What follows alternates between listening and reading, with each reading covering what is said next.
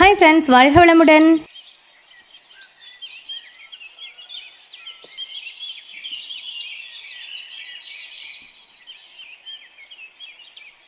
இன்னைக்கு செவ்வாய்க்கிழமை, அதுலேயும் காலையில் 6 to 7 செவ்வாய் ஓரை தீபம் போடுறதுக்காக வெற்றிலை பறிக்கிறதுக்கு வெளியில் வந்தேன். இந்த ஏர்லி மார்னிங் இந்த சவுண்டு கேட்கறதுக்கு ரொம்பவே சூப்பராக இருந்தது. அடுத்தது உருளியில் பூ போடலாமே அப்படின்னு சொல்லிட்டு எங்கள் அக்கா வீட்டுக்கு போயிருந்தேன். அவங்க பார்த்தீங்கன்னா இதுதான் பிச்சி பூ அப்படின்னு சொல்லி கொடுத்தாங்க. ஸ்மெல் ரொம்ப அருமையாக இருந்தது.